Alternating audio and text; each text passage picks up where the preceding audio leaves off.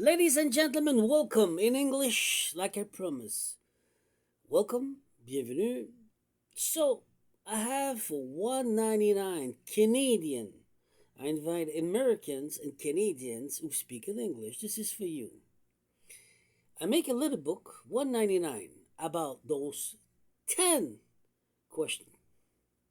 Are you ready? I need the biggest head to come forward. Okay? I got a question. We're going to talk about sovereignty, sovereign, and how come British king as a king? Let's talk about that. Full document, The King and the Republic. A 10-section research, easy covering the full scope of the paradox that I identify. Section content. Number 1. The paradox. Why was the king received at the capital of an independent country? Why? Number 2. Virginia Company, 1606. American soil legally belonged to the crown. Do you know that? Number 3. Treaty of Paris. Le Traité de Paris, 1783. Independence as an act of royal grace. The king grants it. He does not under it. He does not endure it. All right? Number 4. Title of the nobility. The missing 13th Amendment that will have banned esquires.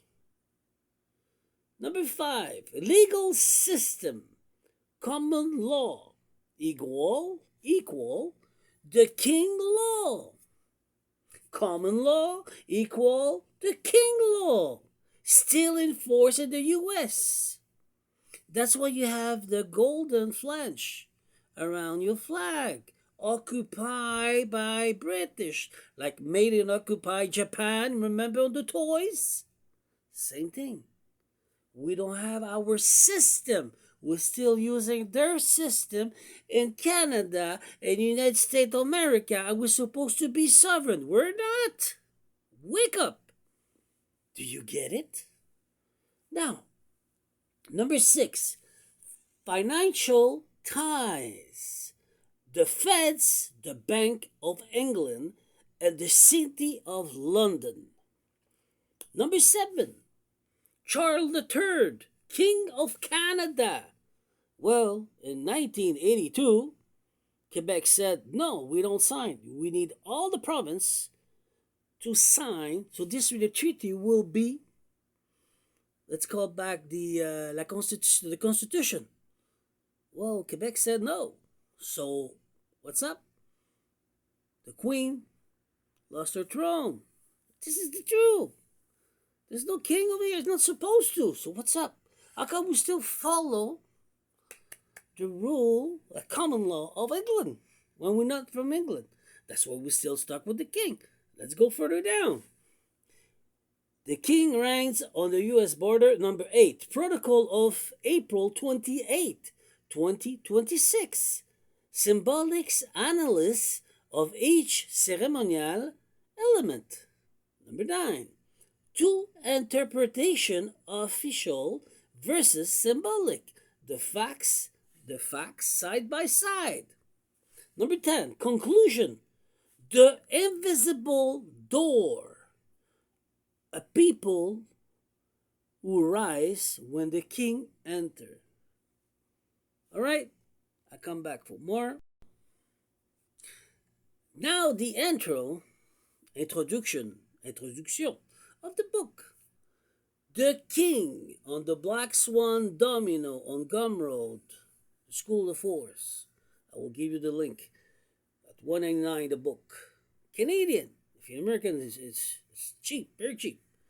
The King and the Republic. The hidden sovereignty link between the British Crown and the United States of America. On April 28, King Charles III stood before the United States Congress. 21 guns fired in a salute. American troops lined up to be inspected by a foreign monarch, okay? Both chamber of Congress, the supreme embodiment of the sovereignty of the American people, rose to their feet and applauded the direct descendant of King George III, the very ruler against whom the 13 colonies has rise in 1776. Remember? Nobody asked the obvious question, why? Nobody asked. Only me, the Earth Angel. It's my job. Well, let's do it. If the United States is truly independent, free, sovereign, unbound from any allegiance to the British Crown, then why does the protocol surrounding a royal visit resemble that of a subject? Receiving is sovereign. He's receiving his sovereign rather than that of two equal nations. He received his sovereign. That's what you guys said. Wake up. What's up? Why does the President of the United States work at a desk built from the timber of a Royal Navy warship? Tell me why. Gifted by the Queen Victoria, not to JFK Kennedy? I think so.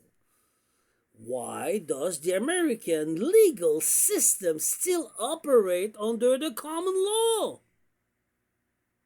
Why you don't do your own system? Do you get it? You're not sovereign. We're stuck with them because we're ruling with them. We're occupied, like Occupy Japan on the toys. Same thing. Literally, the common law of the king. And why is the only article of the Treaty of Paris of 1783 still in force presently, the one that recognized American independence? As thought that recognition must be perpetually reformed, never definitely settled. This document does not claim to provide a definite answer. It does something more fundamental. It is ask a question nobody is asking. It's assemble, verify historical, legal, financial, and ceremonial fact from the Virginia Company of 1606 to Charles III, addressed to the Congress in the 2026, to the Constitutional Fracture of Quebec 1982, and place them side by side, allowing a picture of emerge that each reader may interpret according to their own discernment. Is sovereignty an acquired statute or unfinished process? Is freedom measured to the declaration word signed or by structure of hérite? And when a people rise to their feet before a king, there's one rejected. Is it diplomacy or mercy? Or memory? Light is born in the darkness. But first, you must know where to look. Dominic, Domino. I love you.